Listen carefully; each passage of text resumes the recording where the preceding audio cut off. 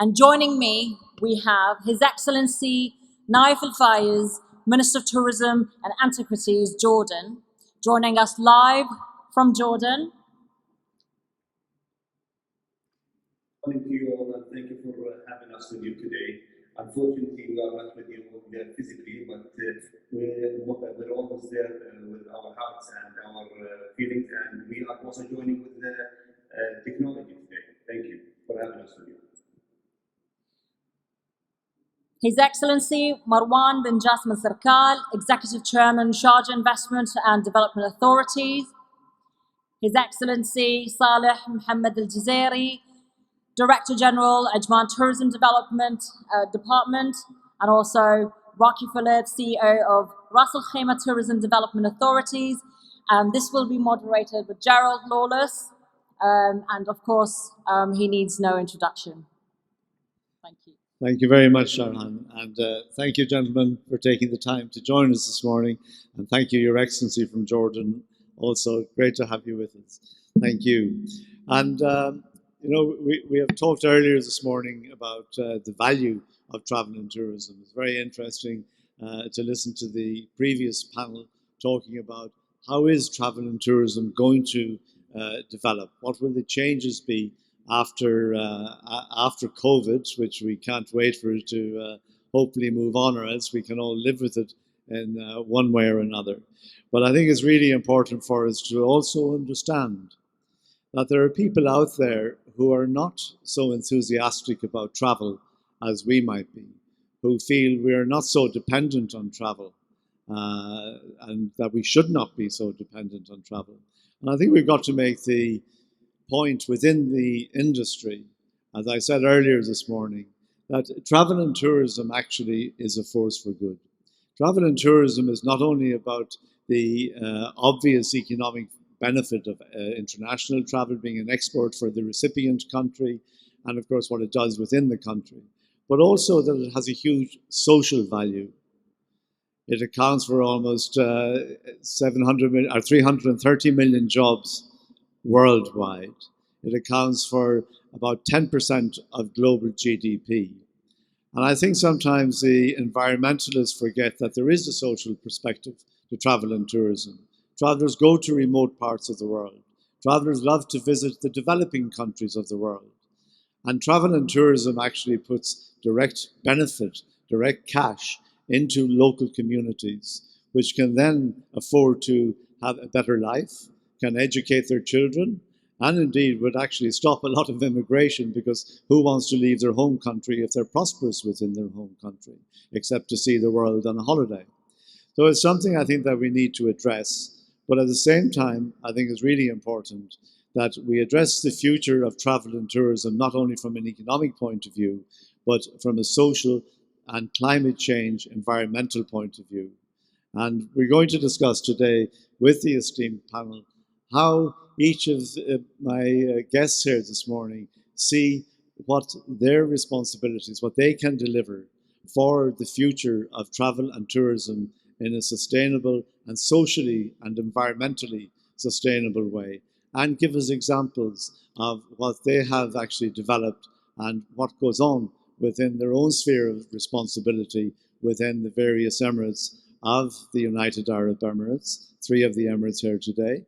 And also we look forward from His Excellency the Minister of Tourism for Jordan, Mr. Naif, to tell us about the actually some incredible tourism destinations within the beautiful country of Jordan.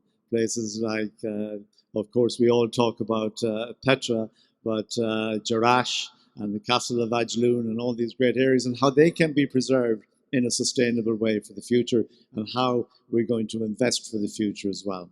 So that's enough from me. I look forward very much to hearing from our panelists here this morning.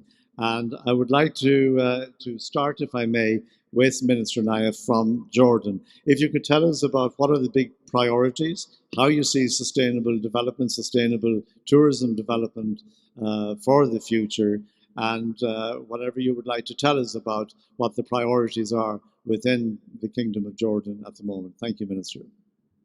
Well, thank you, Gerald, and good morning to you all. And once again, I thank you for having me with you today. And I send my regards to my colleagues and all the audience there. We have been talking about sustainability before even the crisis, before the COVID started. And I think after what we have seen, it is putting more focus on the importance of sustainability. The SDGs that have been launched, they're talking about all different segments and ways of life. And tourism is one of these important segments that I think that we can focus and prove to the rest of the world that through tourism we can achieve some of these sustainable goals that have been put in place. And some countries have started actually. And they have not started for the sake of just being pioneers in this effort, but at the same time because of the demand of the tourists and the travelers themselves. I think this has put pressure before before 2000 and or sorry 2020, and I think after the tourism is back, I think there will be more pressure on all of us, and we have to be ahead of the game instead of waiting to see what needs to be done. I think it is an opportunity for us now to move faster. Some of us have started. I can talk about Jordan. Jordan started a while ago when we started with the Royal Society for the Conservation of Nature, where we have seen that we integrated our nature reserves into tourism. And I think they were pioneers in that time. Today we are learning from these lessons. We are working with international entities. We are working with tour operators. We are working with tourists from all around the world. Today, tourists want meaningful experiences. These meaningful experiences come to be felt through integrating through the local communities. And I'll be very frank with you. We have felt the importance of sustainable tourism, and we have felt the importance of those small communities that have benefited from tourism through this crisis, unfortunately.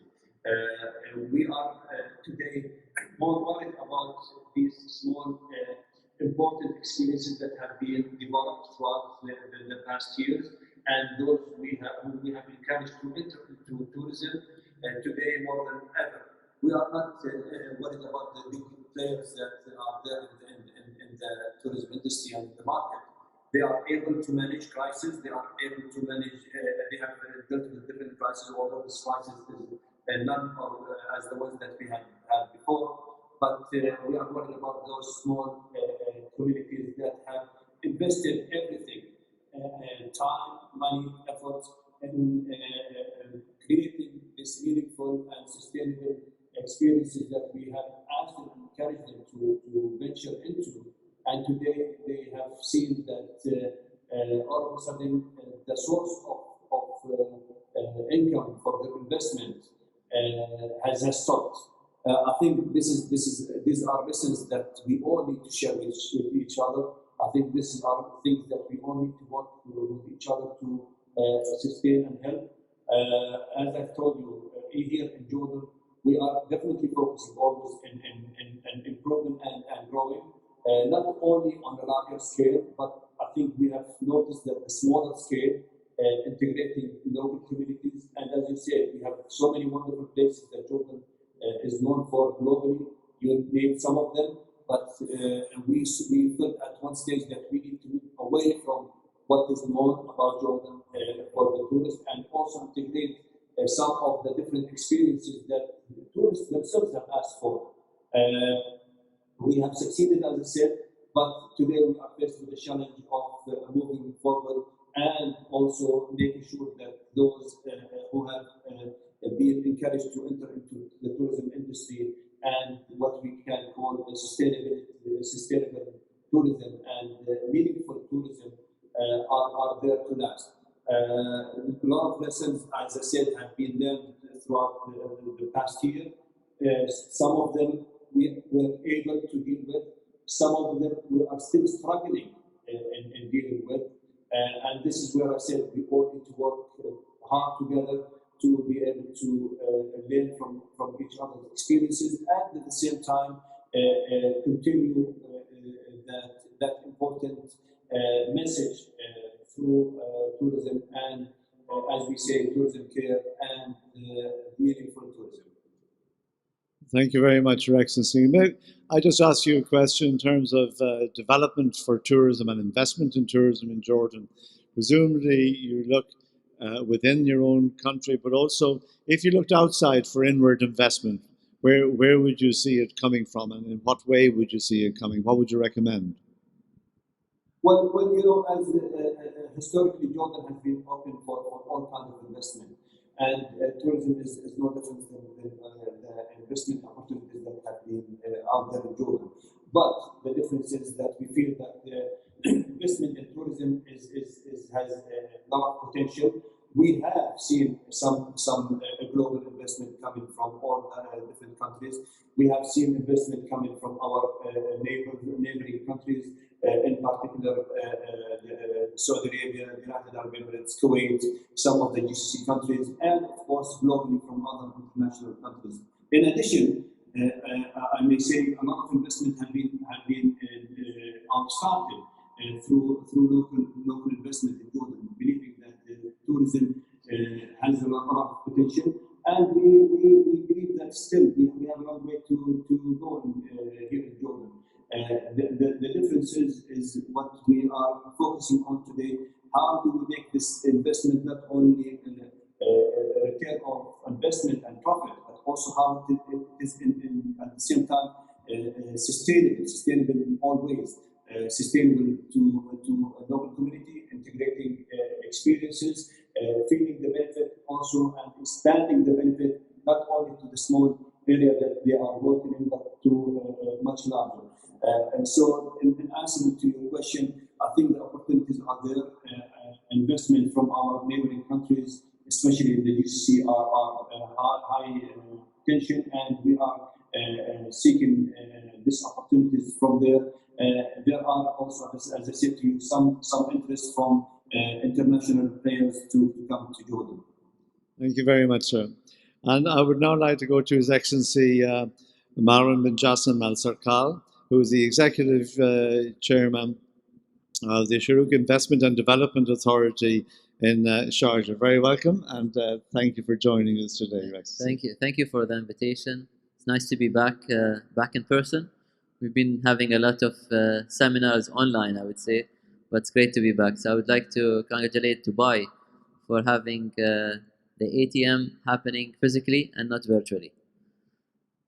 I would like to talk about something that, before the pandemic started, we looked at tourism as a sector in a different way. During the pandemic, we felt how the tourism sector had a huge impact on a lot of economies around the world.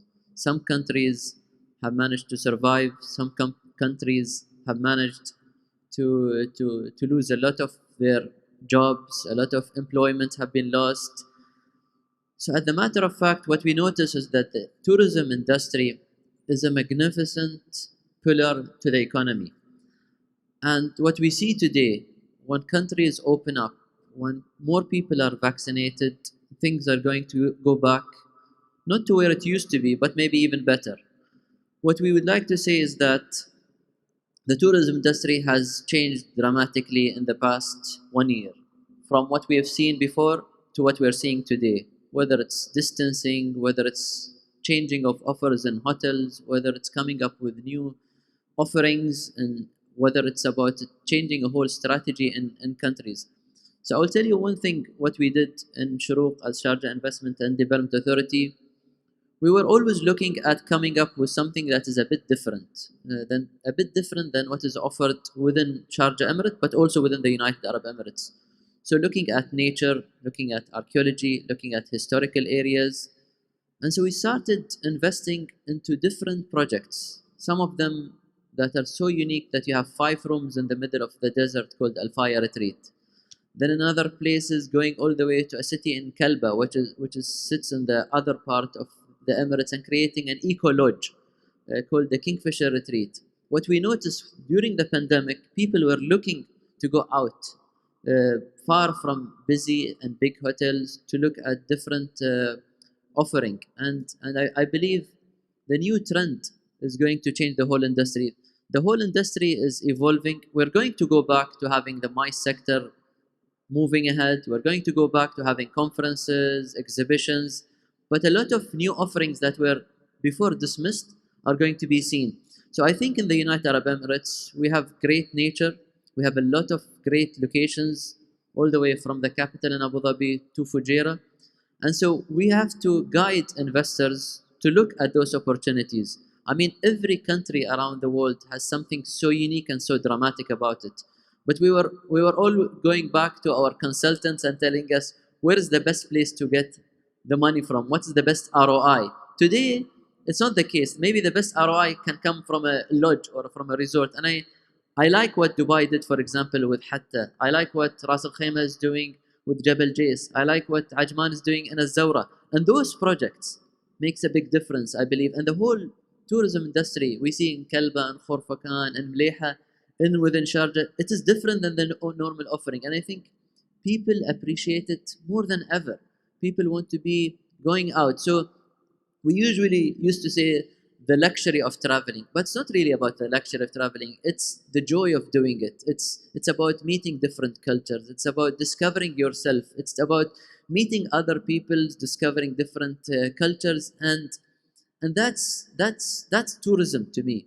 And what the impact on tourism on our economy is by far a dramatic impact on the airports, on hotels, on the Airbnbs, on employment, on many other things. So it cannot be seen as a small pillar of economy. It's a big thing in our economy. So what I would like to encourage investors is to not to be guided by consultants, but to look in within each of their city or within their countries to see what will make it a unique special offering. And I think this is what makes Al-Aqaba a unique location, or what makes the Dead Sea a unique location. And I don't think it's those consultants and the big hotel. It's about the uniqueness of each location. And what I encourage is within your own teams, go discover your places, and you'll come up with a magnificent offering that it's great to provide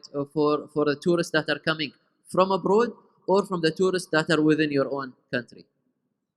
Thank you very much. And I think when you say about the uniqueness of a country and a region, and when you look at this region, I think one of the great points of uniqueness is actually the people and the welcome and how important tourism is to the people of this area and how they love to invite and welcome new tourists. Also with the Emirate of Sharjah, it's very interesting in that you have such a broad aspect of experiences when it comes to travel and tourism, from the Gulf Coast to the Indian Ocean side, the Arabian Sea. And how do you put this together in terms of really trying to promote it, both from an investment point of view, sustainable investment? Because we'd like to hear a little bit more maybe about what you've done, especially in places like Kalba and the mangroves and all of that. So one of the things that we noticed that people are not aware about a lot of what is offered. So they tend to, or investors or consultants. So what we try to do is basically we did our own internal studies and we looked at each city by itself. So for example, Kalba, for a very long time didn't even have one hotel. Kalba is one of the cities that sits on the Indian Ocean that is next to Fujairah and Oman. So what we find, the unique offering is there, the ecotourism, the mangroves, is the kingfisher bird, it's the turtles, it's the conservation. So how can we come up and create a unique offering? And how can we show numbers? Because numbers will make difference for hotel operators, but also for investors. And everyone is looking at numbers, but they are also looking at what will make it so unique. And so the uniqueness of Kalba was that we want to create an eco retreat. Then we went all the way to Khorfakan, and what will make Khorfakan a unique location is the scuba diving, it's the mountain, it's the trekking, it's the historical aspect, it's the Portuguese coming to Arabia in the old days, and it's those uniqueness. And then you find from the tourism aspect, you don't have many hotels, you actually have only one hotel. So how much will the market be able to sustain? And based on that, what sort of positioning? we in Shuruq try to guide those investors. And in some cases, we also co-invest or we totally invest. So, and I think this created a lot of assurance to those investors. But what is very hard usually is to convince someone to invest in something that they've never invested in. And I would say in Mleha, for example, in the middle of the desert where you have archaeological sites, we had this historical building that used to be a fuel pump station in the 1960s. And just transforming that fuel pump station into a retreat in the middle of the desert with only 5 rooms, by the way, with a sea salt spa. When we even talked to the investors, they were thinking, with 5 rooms, how on earth would you make money?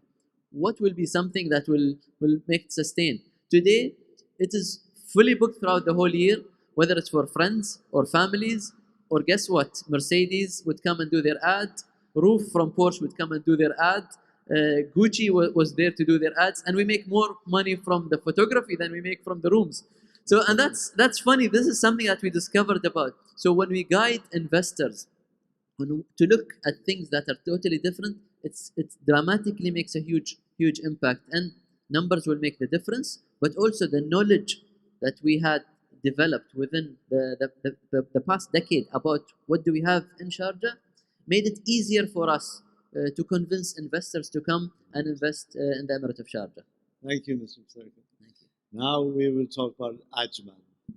And it's very interesting, actually, to look in the strategist area in Ajman.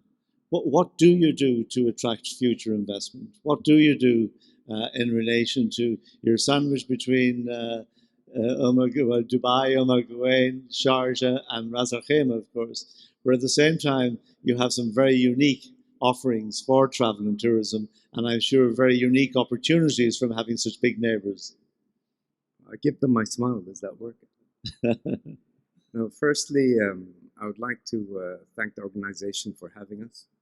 A special thank you to Dr. Talib Rafai, who has been an icon not only within our region, but internationally. Yourself as well, Gerald.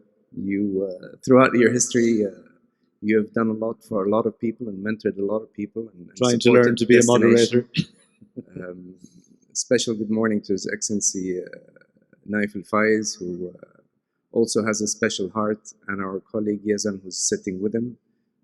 Our colleagues Marwan and Raki from Sharjah and Ras Al Khaimah also have shown their footprint within the industry.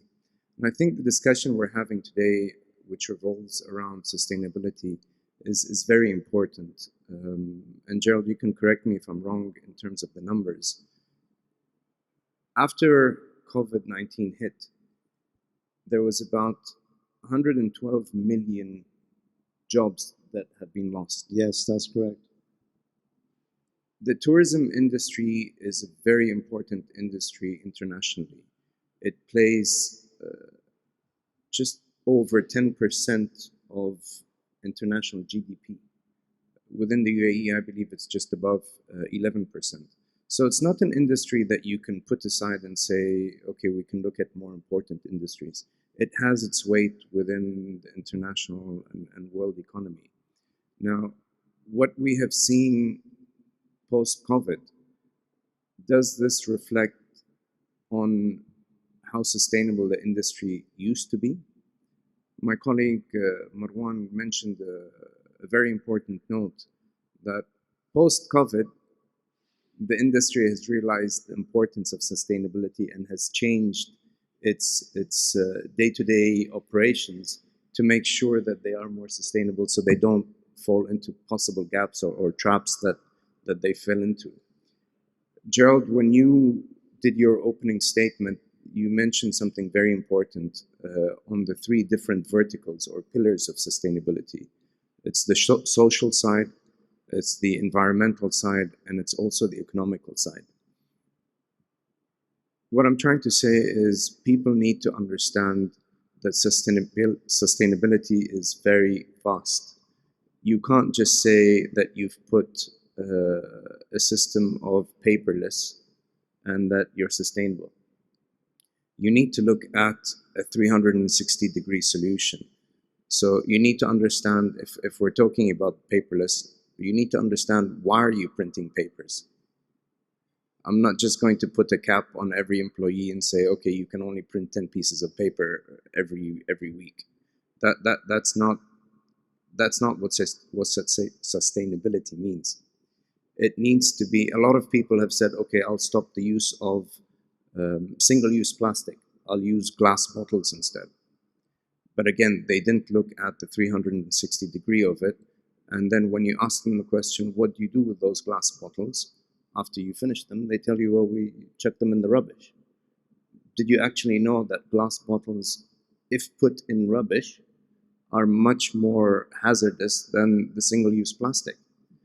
So knowledge, awareness of what sustainability really means, of the different pillars, and within each of those different 3 pillars, taking the initiative that you're doing from A to Z and finishing the entire cycle, not just starting with the first and then with the first phase and then saying, okay, I'll continue. So can I come in there with the questions? Would you say then that really it makes a lot more sense to invest in recycling plants so that plastic, for example, is recyclable, is used, and can be put to good use for our industry and for the construction industry even? The answer to your question, Gerald, really depends on the destination and what the facilities are within that destination. So it's more of the initiative that you're taking, whether it's the glass or whether it's any other initiative, but you need to look at the environment you are in. So if you don't have the facilities that can recycle the glass, then maybe using glass is not the best option for you. Maybe it's using the plastic and making sure you decrease the number of single-use plastic. And to recycle. Recycling it. So to answer specifically the question that you asked, whether it's right to invest in recycling glass, it's right to invest in an initiative that can actually finish from A to Z, whatever that initiative is. Thank you. Now, if we want to go into more detail on the 3 different pillars, whether it's the social, environmental, or economical, and I'll give you examples of what we have done in Ajman. When you look at let's take the social for an example, for instance. We looked at all the different segments of the industry and how can we support those segments in terms of jobs or in terms of them being tourists enjoying our offerings. Now you've got people of determination. What have we really done for them? Have we employed them? Have we given them the opportunity to come and visit our hotels or our attractions? Have we set up, I'll give you an example. We had a lady who could not see, who joined us, who joined our workforce. We changed our entire website for it to be friendly for her use. It's things like this that we need to understand, that we need to open opportunity for all the different segments and all the different people within the society. Let's take shopping malls as an example. You'll find a lot of the shops in malls that are not covered, in open area malls, where they'll have their platform raised because just in case of rain and all that, the water doesn't come in. But have you put a ramp for people on wheelchairs to go in? It's that detail that makes a difference when you look at segmentation. Have we supported, again on a social note, have we supported our local SMEs? We've seen that this segment of the industry has really been hit after COVID happened. Have we tried to speak to our partners in the tourism industry as hotels and tried to make sure that they support these SMEs by possibly buying their products or using their services? We've created a section within the Department of Tourism in Ajman where their KPIs is to increase the purchase of local homegrown products or services. Another KPI that they have is to work with the hotel industry to see how we can minimize CO2 emission, how we can save energy, how we can, this is more on an environmental point of view, how can we save on water waste, How can we save on food waste? We have one of the properties in Ajman where they have zero food waste. They've purchased 2 machines that turns whatever food waste they make on a daily basis into compost. They use that compost for their gardens, and whatever is left is given to the farming industry in Ajman. Fantastic. On a more economical side of sustainability, we need, as a government as well, need to understand the 2 aspects of finance. You've got your revenues and you've got your expenses as well. In terms of revenues, we're working closely with the international markets to make sure that we can reach agreements to support the local industry to increase the footfall into the destination. Obviously, increasing the footfall, we need to look at supporting the different segments. So it's not only bringing in footfall to the hotels, but it's also those people who are coming. We need to realize, okay, are the people we are targeting, are they spending their money in all the different elements that we have in a destination? Yes, they're staying in hotels, but are they going out and visiting attractions? Are they going out and looking into or eating in restaurants? Are they going out and shopping? So you also need to look at, when you do your international marketing, you need to look at the types of clients that you're bringing in. Are they at the end of the day, you've got a certain number of rooms in the destination. So if you fill that 100% rooms, are you filling it with the best people that are giving you best benefit for, or the best benefit possible for the entire destination? That's how we also as a government need to look into things, where we find the benefit to all the different stakeholders within the destination. On a cost point of view or an expense point of view, we're also working with the private sector to see where their costs are. Sure.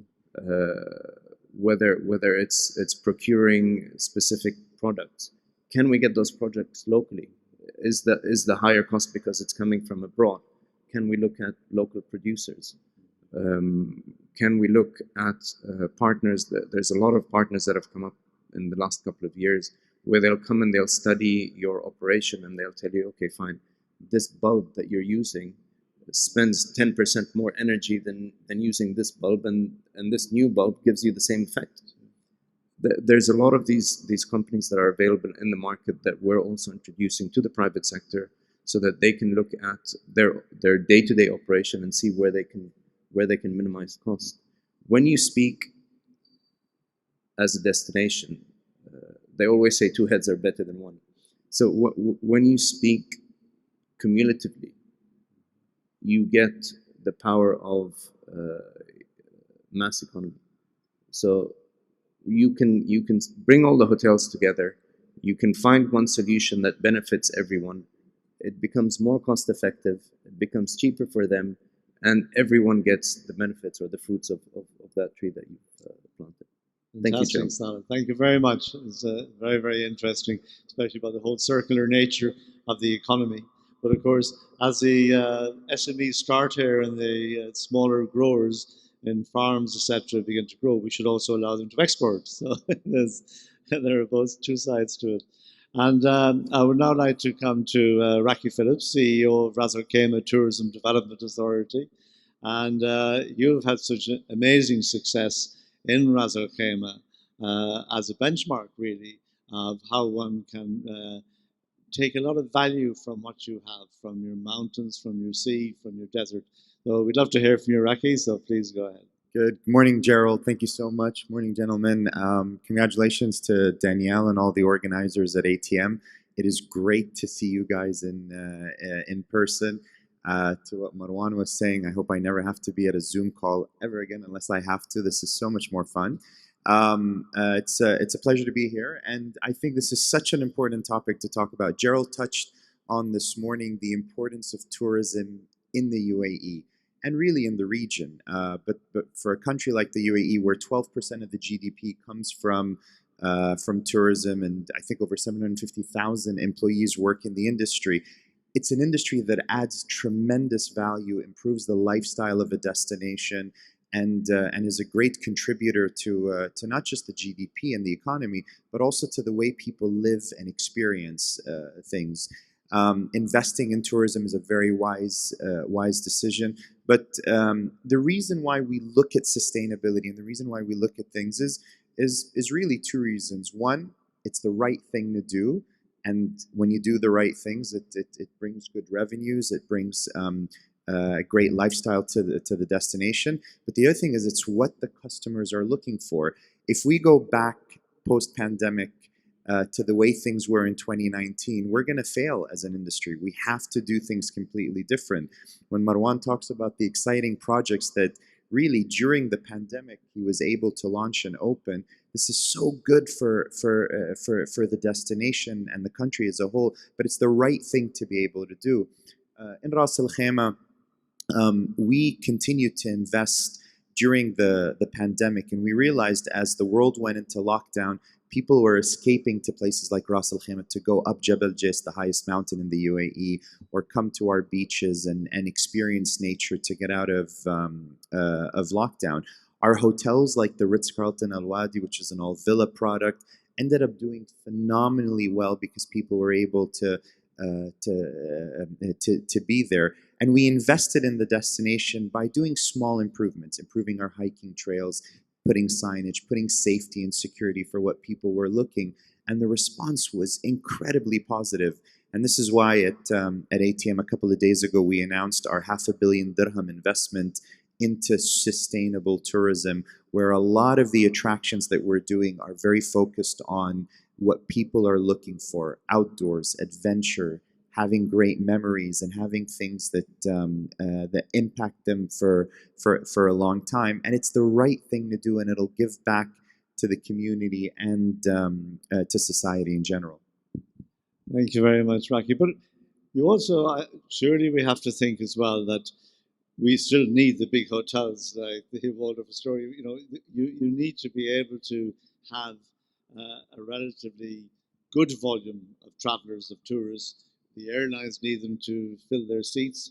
We also need to ensure that within the beach hotels, that because not everybody's going to stay in a desert location, but how we facilitate going from one to the other.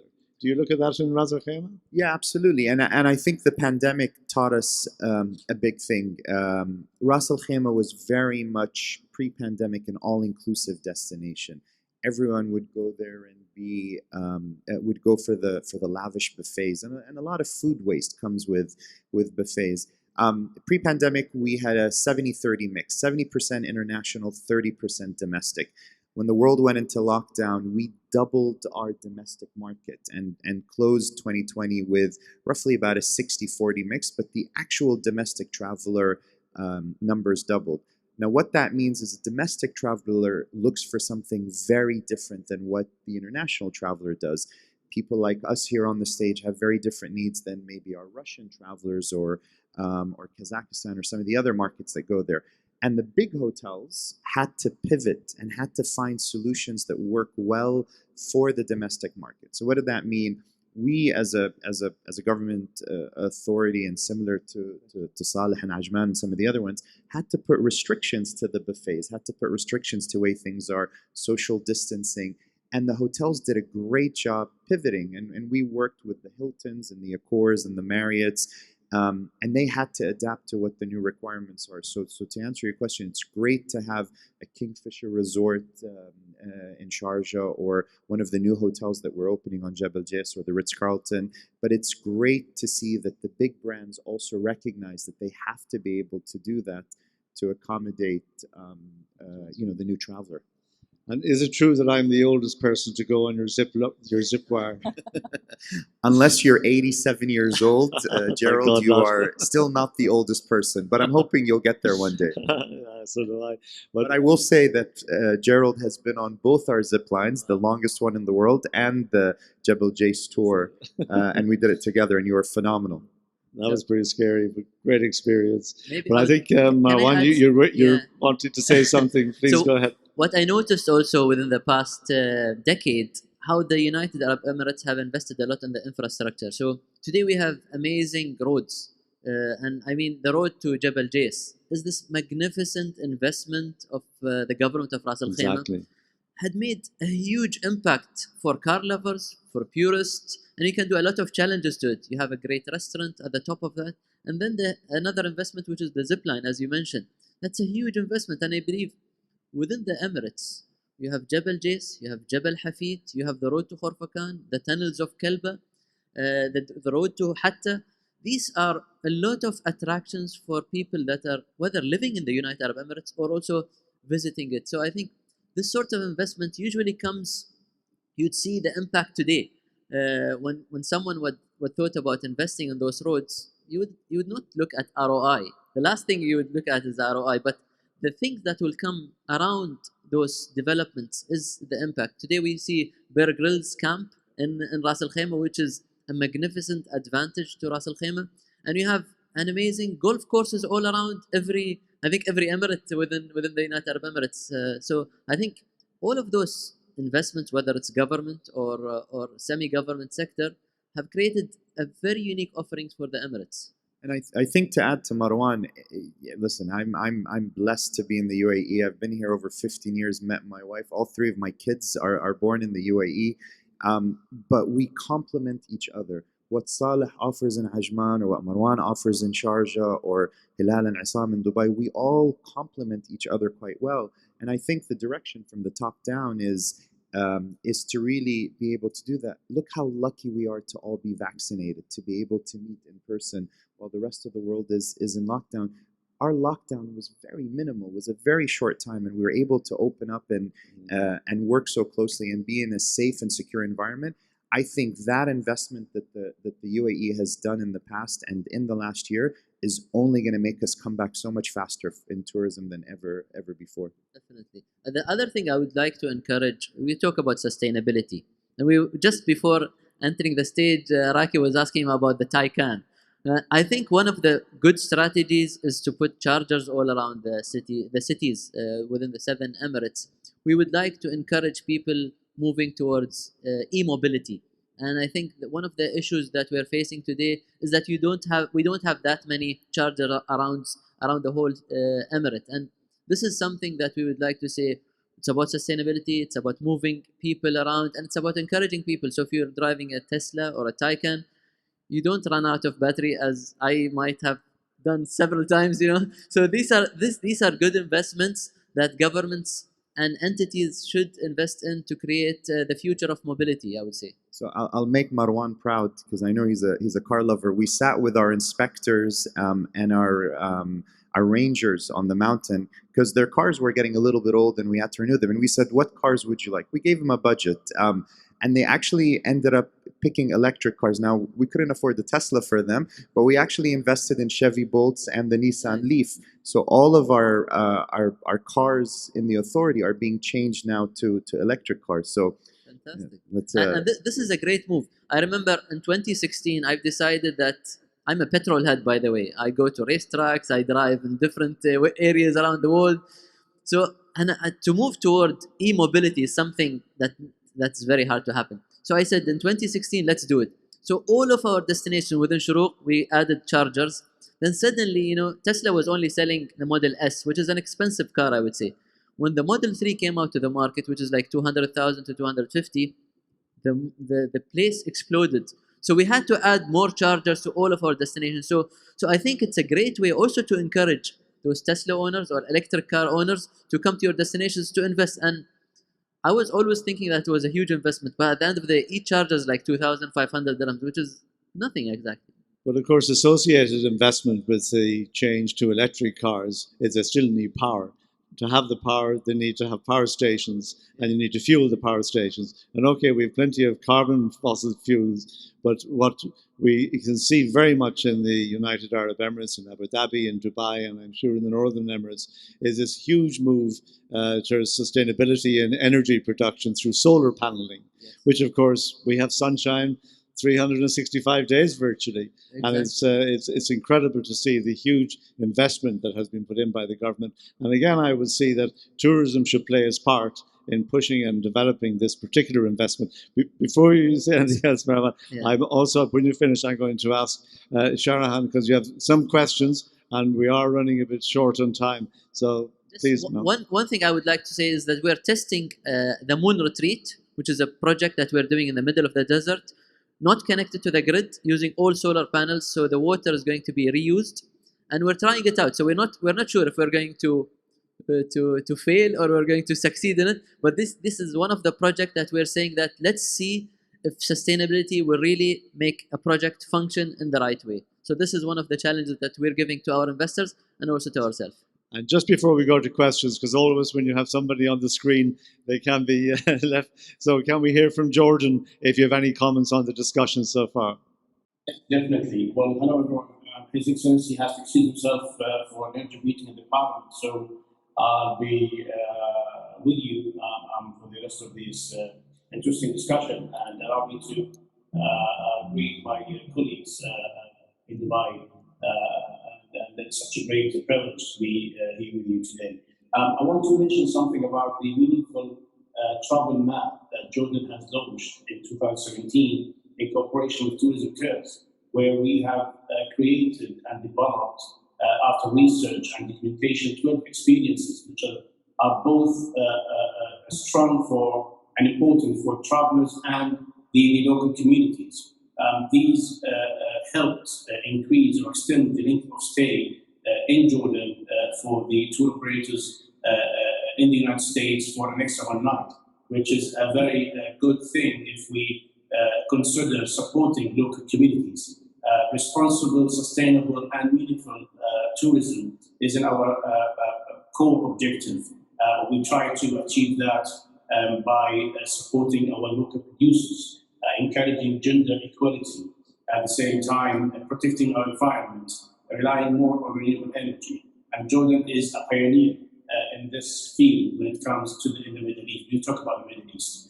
Also, it's very important to spread the tourism dollars on the lesser visited communities and places. So it's very important to think about these local communities as a main contributor to the tourism in the economy. The good thing about tourism is that it reaches the most remote communities in the country and destination, unlike other industries where it is focused in certain areas. So Jordan, I think, was one of the leading countries in the region when we talk about sustainability. Thank you very much. Thank you. And now, Sharahan, I think you have some questions. We do have some questions because my WhatsApp number is going crazy. So the question number one, if we may just start with the questions. Panel, you ready? So quite uniquely ties in with everything you've said. Tourism and infrastructure are seen as benchmarks for growth before any investments in the region. Please comment. Are there any other segments that investors should consider or look into, or is it just tourism and infrastructure? Education, I would say. One of the important pillars that I would say is getting educated employees that are into hospitality. What we found that, what Gerard has done in Jumeirah previously, creating this academy, was a magnificent investment, because you then guarantee the quality of your employees that you hire within your organization. And now Dubai has a Dubai Tourism College, which goes more at the vocational level, which is so important as well. So it's great to see it coming up here. So investing in people, I think, is key to any success. Great point. And question number two, what are the lessons learned from COVID? And also, what are the post-COVID pandemic objectives? What value are we adding in terms of offers to attractions? And I think you've touched upon unique positionings. And also, we've discovered so many different parts of the Emirates, and I'm sure a lot of people have not heard of, especially towards the East Coast. So what's in your point of view? What would be the objectives, and what did we learn in terms of tourism and positioning of the tourism? I think be prepared for anything. Nobody expected COVID to come and hit us all. And I think as long as you're so dynamic in the change of plans, then you're going to succeed. It's like you're in a whole race, and something comes out, you can't plan it. You have planned everything in advance, and just do actions as soon as possible. I think this is one of the things that I've learned personally from this pandemic. Thank you very much. And Salah, would you like to comment? Yes, Gerald, thank you. I would like to comment on the first question in terms of development and investment and how you can focus on where your investments or developments should be. I think one thing that the UAE has done in the last couple of years and has proved very beneficial for everyone is that they have started development in the rural parts of the country. So if you look at Dubai, for example, they've done a great job in Hatta, where they've developed a city within the emirate that not a lot of people knew. But that development, they made sure that even the projects that are in existence in Hatta are for the local population, for them to be able to grow as well. Sharjah has done a great example as well in Khorfakan and Kalba. Ras Al Khaimah are doing the same in Jace and the Rams, for example. We in Ajman are looking at the same thing in Manam and Masfoud. And what we've seen in the pandemic is that a lot of people that know the main cities, they did not know what was happening in those rural parts. And because those facilities or those developments were there, it gave them more things to do. They weren't stuck at home. They could go out. So you've stayed in the hotels in the city, but you can actually go out. You can actually experience new things. And I think this is one thing that we also need to appreciate when we talk about investment and when we talk about development. Don't focus all on the same place. Spread it out. Give the opportunity to the most people, and that is a major player in sustainability as well. And actually, this is where staycations become important, because when the resident population of a country begins to appreciate and enjoy their own facilities, they become the ambassadors as well, and to ensure that people see this. Raki, you have any comments on that? Yeah, I mean, the domestic market saved us last year. I think it saved all of our destinations. Ras Al Khaimah, we launched it's a staycation campaign, but we called it shortcation because of the close proximity that the emirate has to the other emirates. But I think the importance is to really focus domestically on your people, where even Emiratis and the residents that live here are proud to be part of the destination. And the Ministry of Economy did a phenomenal job over in December, I believe. They launched a UAE's Coolest Winter campaign, which was very successful. I believe it drove 1 million incremental bookings. And all of our run it for the whole winter, not just for a few weeks. Yeah, exactly. And but it was so nice, and it highlighted new things to all of us that have been here for so many years or born here, that there is domestic tourism and you can visit it, and done in the right way. I'd also, just before we finish, like to make a call out as well for the conference and the business tourism, which is such a good way to introduce a destination to foreigners coming in, and indeed nationals, who will then go back and bring their families here on holiday in the future. And that's why I congratulate the World Trade Center for what they've done here in doing these events. And also talking about the World Travel and Tourism Council, they have their summit once a year. And this year they had it in Cancun in Mexico. And actually 600 people attended from around the world in a very safe way. Everybody was tested before, everybody was tested afterwards, vaccinations were available, and it was a massive success. So even with an ongoing COVID situation, I genuinely do believe that as long as we stay safe, as long as we have vaccination programs like we now see around the world, and that we do help the developing world.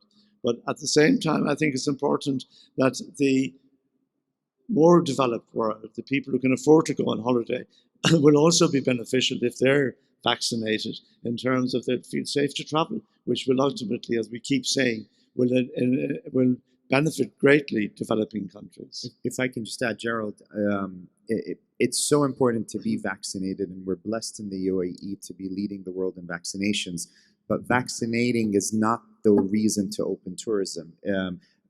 Yes, in the UAE we have 11 million jabs of a population of under 10 million people, but less than 5% of the world is vaccinated. So the way to open travel is through what you had said in Cancun at the WTTC, where you can do rapid PCR testing, you can do antigen testing, where you can get results in under 10 minutes.